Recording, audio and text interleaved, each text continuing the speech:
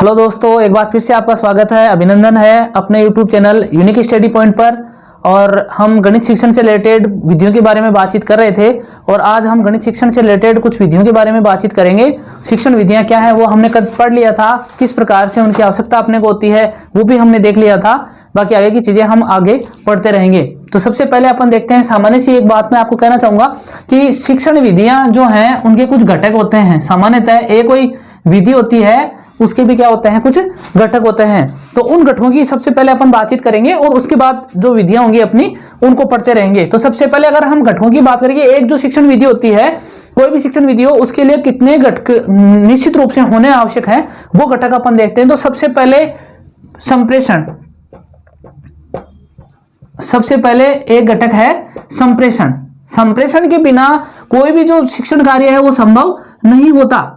अगर हम पढ़ाना चाहते हैं तो निश्चित रूप से छात्रों से हमें बातचीत करनी होगी और छात्रों का हमें फीडबैक मिलना आवश्यक है। अगर उनका फीडबैक नहीं मिलता तो हम ये नहीं पता कर पाते हैं कि छात्रों को वो चीज समझ में आ रही है, नहीं आ रही है, कितनी वो समझ पा रहे हैं, नहीं समझ पा रहे हैं, उस चीज का पता नहीं चलता। इसलिए सबसे पहले कोई भी जो शिक्षण विधि होगी निश्चित रूप से उसमें किसकी आवश्यकता है, संप्रेषण का होना आवश्यक है। हम घटकों की बात कर रहे हैं, शिक्षण जो विधियां होती हैं उनके घटकों की बात कर रहे हैं। सबसे पहले हो गया संप्रेषण। संप्रेषण में अपन क्या कर सकते हैं, सामान्यतः बातचीत हो सकती है। सामान्य तौर पर हम कह सकते हैं कि बातचीत होना आवश्यक है। एक प्रकार से अगर संप्रेषण की बात करें तो सामान्यतः कुछ घटक निश्चित रूप से एक चक्र के रूप में कार्य करते हैं और वो घटक मिलकर के संप्रेषण की क्रिया पूर्ण करते हैं। जैसे मान लीजिए बालक है और ये शिक्षक है, तो शिक्षक तक बालक की बात पहुंचना और बालक से वापस शिक्षक तक पहुंचना, ये जो क्रम है वो जारी रहता है। तो ये क्या कहलाता है, संप्रेषण कहलाता है। संप्रेषण बहुत बड़ा भी है, उसको अपन नहीं देख रहे हैं। उसके बाद हम बात करेंगे 2 नंबर घटक की, जिसमें होगा चित्र। चित्र, आप कोई भी जो चीज है, कोई भी विधि होगी उसमें निश्चित रूप से आपको अगर किसी बिंदु को समझाना है तो उसमें किसकी आवश्यकता होगी, अपने को चित्र की आवश्यकता होगी। और वो चित्र आप किसी भी माध्यम से समझा सकते हैं, दिखा सकते हैं। चाहे आप उसमें चार्ट ले सकते हैं, आप उसमें मॉडल ले सकते हैं, ठीक है। ऐसे अलग अलग चित्रों के माध्यम से भी आप क्या करेंगे, किसी भी बिंदु को स्पष्ट रूप से समझा पाएंगे। इसलिए शिक्षण विधि में किसकी आवश्यकता है, चित्रों की भी आवश्यकता होती है। उसके बाद नंबर 3 पे बात करते हैं, वो होता है प्रदर्शन। प्रदर्शन, और प्रदर्शन होता है वो किसी भी चीज का हो सकता है। जैसे ज्यादातर जो प्रदर्शन होगा वो हमेशा किनका होगा, क्रियात्मक कार्यों का होगा। क्रियात्मक जो भी कार्य होंगे उनके लिए हमें किसकी आवश्यकता होती है, प्रदर्शन की आवश्यकता होती है। और उनको तभी हम ज्यादा अच्छे से समझा पाएंगे जब उसमें उस चीज का हम प्रदर्शन करेंगे। जैसे मैंने कल भी आपसे कहा था, पीछे की जो अपनी कक्षा थी उसमें हमने ने बात करी थी कि अगर हमें त्रिभुज की रचना करनी हो तो निश्चित रूप से यह कैसा कार्य होगा, क्रियात्मक कार्य है। और इस क्रियात्मक कार्य के लिए अपने को किसकी आवश्यकता है, प्रदर्शन करने की आवश्यकता होती है। उस चीज को करके हमें दिखाना होता है, वो चीज क्या कहलाती है, प्रदर्शन कहलाती है। नंबर 4 पर अपन बात करते हैं तो आता है हाव भाव, जेस्चर। हाव भाव है, हाव भाव के बिना आप शिक्षण कार्य सही तरीके से नहीं करवा पाते हैं। जहां पर अपने को तेज बोलना होता है, धीमा बोलना होता है, रुकना होता है, वापस से बोलना होता है, अपनी बातों को प्रभावी रूप से प्रदर्शित करने के लिए या बोलने के लिए शिक्षक किसकी सहायता लेता है, हाव भावों की सहायता लेता है। उसके बाद नंबर 5 पे हम बात करेंगे पठन। कोई भी जो चीज होगी छात्र उसको अगर पढ़ेगा नहीं तो निश्चित रूप से उसको सीख नहीं पाएगा।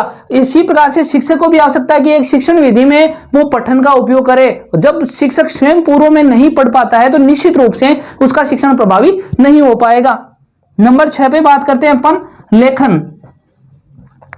जो जो महत्वपूर्ण बातें होती हैं उनको श्यामपट्ट पर क्या किया जाता है, शिक्षक द्वारा लिखा जाता है, ताकि छात्र क्या करेंगे, शिक्षक द्वारा बोला भी जाएगा और साथ में लिखा भी जाएगा। अगर शिक्षक द्वारा लिख दिया जाता है उस चीज को तो निश्चित रूप से छात्रों की दृष्टि उस पर होती है और देखी हुई चीजें अपनी स्मृति में लंबी अवधि तक रुकती हैं। इसलिए लेखन का कार्य भी किया जाता है। जो भी आवश्यक बिंदु होते हैं उनको लिखा जाता है। त्रिभुज के तीनों कोणों का योग 180 डिग्री होता है, लिख दिया। ये कोण इतने डिग्री का होता है, ये त्रिभुज इस प्रकार से है। जो भी महत्वपूर्ण बातें होती हैं उन सबको क्या किया जाता है, लिखा जाता है। तो निश्चित रूप से लेखन का कार्य भी शिक्षण विधि के दौरान होना चाहिए। और अंत में होता है नंबर 7 पे होता है निर्देशन। नंबर 7 पे क्या होगा, निर्देशन। निर्देशन के बिना भी शिक्षण विधि पूर्ण नहीं होती। अगर कहीं पर कमियां रही हैं तो उनमें सुधार करने के लिए किसकी आवश्यकता होती है, निर्देशन की आवश्यकता होती है, जो शिक्षक द्वारा किया जाता है। तो इस प्रकार से जो घटक हैं शिक्षण विधि के, वो कितने घटक हो गए? 7 घटक हो गए। और इन घटक के माध्यम से ही एक जो शिक्षण विधि है वो पूर्ण होती है, जिसमें संप्रेषण छात्र और शिक्षक के मध्य होने वाली जो बातचीत है उसको कहा जाता है। शिक्षक द्वारा किसी भी बिंदु को समझाने के लिए अपनी साहित्य सामग्री के रूप में चित्र का उपयोग करता है वो। और उसके बाद क्रियात्मक कार्यों के लिए क्या किया जाता है? प्रदर्शन किया जाता है। कोई भी, जैसे मान लीजिए हमें विलयन को समझाना, तो विलयन क्या होगा, तो उसको हम छात्रों को समझाएंगे कि ये विलायक है, ये विलयन है, ये विलेय पदार्थ है, इसको डाल करके हम घोलते हैं तो ये चीज क्या बन जाती है? विलयन बन जाती है। तो ये कैसा कार्य है? क्रियात्मक कार्य है। और उस क्रियात्मक कार्य को समझाने के लिए किसकी आवश्यकता होगी? प्रदर्शन की आवश्यकता होगी। उसके बाद अपने बिंदुओं को ज्यादा प्रभावी ढंग से समझाने के लिए हाव भाव की पठन, लेखन और निर्देशन, इस प्रकार से जो 7 जो बिंदु अपने होते हैं, 7 जो घटक होते हैं, उनका उपयोग एक शिक्षण विधि के अंतर्गत किया जाता है। ओके, अपन बात करते हैं विधियों की, और विधियों में सबसे पहली विधि लेते हैं अपन प्रयोजना विधि। प्रयोजना विधि, और ये बहुत ही महत्वपूर्ण विधि है, ये कई बार पूछी भी जा चुकी है। इसको प्रोजेक्ट मेथड भी कहते हैं, प्रोजेक्ट के नाम से भी पूछा जाता है, इसको प्रोजेक्ट विधि के नाम से भी जाना जाता है। प्रोजेक्ट विधि, प्रोजेक्ट विधि या मेथड के नाम से भी इसे जाना जाता है। अब ये इसका क्या है कार्य, कैसी ये विधि है, उसको अपन देखते हैं। तो सबसे पहले अपन देखेंगे कि प्रयोजना विधि है क्या चीज। देखिएगा, प्रयोजना से मतलब होता है कि कोई भी जो कार्य है आप छात्र से करवाएं, और इसके लिए प्रमुख थे जॉन डीवी, और डीवी जो महोदय हैं वो एक प्रयोजनवादी थे, वो प्रयोजनवादी थे। तो ये प्रयोजनवादी क्या कहते हैं कि बालक को आप तभी ज्यादा सिखा पाएंगे जब आप उसको स्वयं कार्य करने देंगे, या फिर इस प्रकार से सिखाएं कि बालक स्वयं कार्य करे और फिर सीखे, ये कहलाते हैं प्रयोजनवादी। तो जॉन डीवी जो थे वो क्या थे? एक प्रयोजनवादी थे। तो सबसे पहले इन्होंने क्या किया, ये चीज कही कि छात्रों से क्या करवाएं, आप काम करवाएं, और फिर छात्र अपने आप धीरे धीरे क्या करते चले जाएंगे? सीखते चले जाएंगे, ये कहा जॉन डीवी ने। लेकिन ये जो विधि है वो निर्मित नहीं हो पाई उस समय में। फिर उसके बाद में इनके शिष्य थे, वो थे doctor W.H. Kilpatrick. W.H. Kilpatrick, ये जो किलपैट्रिक थे वो आए और उन्होंने क्या कर दिया? इस विधि का विकास कर दिया, इस विधि का निर्माण कर दिया, प्रयोजना जो विधि है उसका निर्माण कर दिया। तो ये कई बार क्वेश्चन में पूछा गया है कि प्रयोजना विधि के जनक कौन है, तो W.H. किलपैट्रिक, किलपैट्रिक के नाम से भी पूछा जा सकता है। केवल किलपैट्रिक ज्यादा देखने को मिलता है अपने को, सामान्यतः W.H. नहीं मिले तो कोई दिक्कत नहीं है, लेकिन किलपैट्रिक के नाम से कई बार पूछा गया है। तो प्रयोजना विधि के जनक कौन है, तो निश्चित रूप से किसका नाम आएगा? किलपैट्रिक आएगा, जो कि किनके शिष्य थे? जॉन डीवी के शिष्य माने जाते हैं, जो भी एक प्रकार से क्या थे? प्रयोजनवादी। तो जॉन डीवी प्रयोजनवादी और किलपैट्रिक भी क्या थे? प्रयोजनवादी थे।